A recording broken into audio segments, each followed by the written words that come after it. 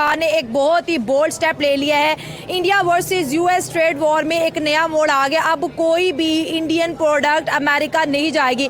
India ने postal services America के against जो है वो बैन कर दी है, बंद कर दी है। अगर देखा जाए अमेजोन और वॉलमार्ट, ये ऐसी दो ऑनलाइन मार्केट्स है जहां पर अमेरिका की जानिब से करोड़ों का सामान इंडिया से खरीदा जाता है और सैकड़ों शिप डेली जो है इंडियन पोर्ट से अमेरिका की तरफ रवाना होती है। लेकिन अब से कोई भी डाक इंडिया से अमेरिका नहीं जाएगी। दोस्तों, सबसे बड़ी टेंशन की बात यह है कि अगर हम अमेरिकन सिटीजन्स की बात करें तो वो इन इंडियन स्टोरों से खरीदते थे मेडिसिन। इसके साथ साथ बहुत ही स्मॉल इंडस्ट्री जो है इन ऑनलाइन मार्केट से रिलेटेड थी। लेकिन इतना बोल्ड स्टेप कि अब जो है ट्रम्प सरकार के टेंशन में आएगी और पोस्टल सर्विसेज सस्पेंड करने से डेफिनेटली जो है अमेरिकन जो आवाम है वो अपनी गवर्नमेंट को क्रिटिसाइज करेगी, प्रेशराइज करेगी, क्योंकि उनके जो सामान की डिलीवरीज हैं आज से बंद हो गया और कोई भी सर्विस वहां पर अवेलेबल नहीं होगी। इसी पर आवाम से बात करेंगे, या सिर्फ अमेरिका को टफ टाइम मिलेगा या इंडिया के जो स्मॉल बिजनेसमैन है जो 70 से 80 हज़ार रुपए का सामान जो है जिसके ऊपर कोई टैक्स नहीं था वो बेच के अपना घर चलाते थे, क्या उनके लिए टफ टाइम है? या इंडिया जो है मल्टीपोलर वर्ल्ड की तरफ जाएगा और इन नुकसानात को बहुत जल्दी कंपनसेट करेगा? आवाम से बात करते हैं और जानते हैं उनकी राय। अमेरिका तो शुरू से ही एक बड़ी मतलब कि वो है इकोनॉमी है दुनिया के अंदर। इंडिया भी अब इस लेवल पे आ गई है कि वो अमेरिका के साथ डील्स कर सके बैठ के सिर्फ ये नहीं कि इंडिया अमेरिका जैसे पहले छोटी कंट्रीज़ के ऊपर करता था कि कुछ भी उसने इम्पोज कर दिया, कोई भी उसने अपनी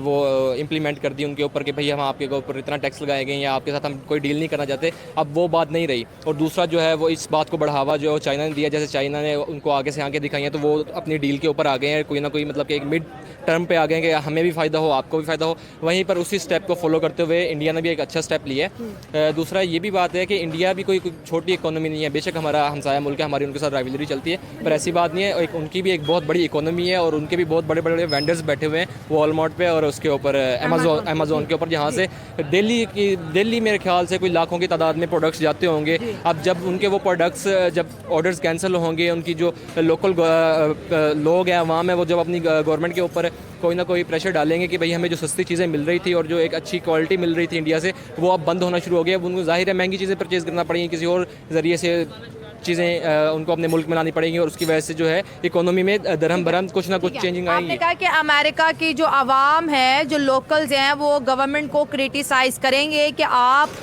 ताल्लुकात इस हद पे ले आए हैं कि इंडिया ने अपनी पोस्टल सर्विसेज हमारे साथ सस्पेंड कर दिया। सर, यहाँ पर मुद्दा आईफोन का भी है। देखिए, दुनिया में 10 से 8 आईफोन इंडिया में बनते हैं। अगर इंडिया अपनी प्रोडक्ट को अमेरिका जाने नहीं देगा तो क्या मेड इन आईफोन भी अमेरिका नहीं जा पाएंगे? क्या लगता है आपको? देखिए, वो फिर आगे फर्दर देखते हैं ना उनकी वो क्या रिस्पॉन्ड करते हैं। अमेरिका जब इंडिया ने अपना एक स्टेप लिया तो उसके ऊपर अमेरिका क्या रिस्पॉन्ड करता है। वो चाहता है कि टेबल पे बैठ के बात की जाए, टॉक करें वो, और जो है कोई मिड टर्म निकाली जाए जहाँ पर इंडिया को भी फ़ायदा हो, जहाँ पर चाइना को उसको भी अमेरिका को भी फ़ायदा हो। लेकिन जैसे ही इन्होंने मतलब एक दफ़ा एक अच्छा बिग स्टेप लिया है उनके अगेंस्ट जाके, हो सकता है कि वो अपनी बात बनवाने के लिए ये अपना स्टेप भी तैयार कर लें। आप इंडिया का ये बोल्ड और बिग और गुड स्टेप बिल्कुल ऐसे ही है ना। देखिए, जब एक बदमाश बन जाता है ना एक इलाके में, जैसे अमेरिका बना हुआ है शुरू से, एक बड़ी वो इकोनॉमी बना हुआ है और वो कोशिश करता है छोटी कंट्रीज़ को दबाने की, तो उसके खिलाफ अब बड़ी बड़ी जो इकोनॉमीज़ हैं, इंडिया होगी, चाइना होगी, जापान होगी, रशिया हो गया, वो खड़ा होना शुरू हुआ है। तो वो आहिस्ता आहिस्ता मतलब कि अब दूसरी कंट्रीज़ के भी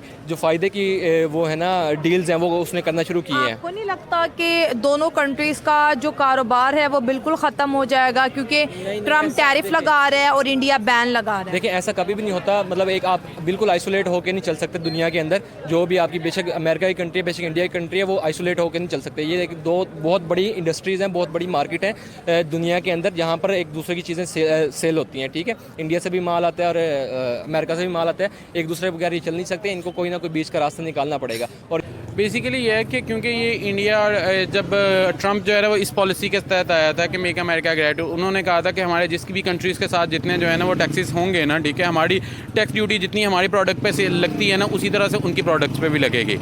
सेम एग्जैक्टली जो है ना वो उन्होंने किया, वो एक कंट्री के साथ नहीं किया, वो सब कंट्रीज़ के साथ किया। लेकिन ये है कि इंडिया जो है ना इसको पर्सनल ले गया क्योंकि इंडिया जो है ना वो अमेरिकन प्रोडक्ट पे हैवी टैक्सेशन जो है ना वो वसूल कर रहा था। तो इस वजह से जो है ना वो सेम जो है ना वो as it is India personal जाहिर ही लेगा।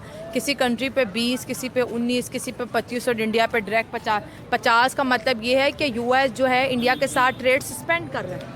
बेसिकली ये है कि इंडिया ने भी जो है ना वो सेम एज इट इज़ जो है ना वो अमेरिकन प्रोडक्ट्स पे जो है ना वो 50% जो है ना वो ड्यूटी टैक्स जो है ना वो लगाया हुआ है। लेकिन ये कंट्रीज़ करते हैं, हम जैसे कंट्रीज़ करते हैं, ये अच्छी चीज़ भी होती है ताकि आप जो आप हमसे जुड़ा रहना चाहते हैं तो कृपया वीडियो को लाइक कीजिए, शेयर कीजिए और सब्सक्राइब कीजिए। धन्यवाद।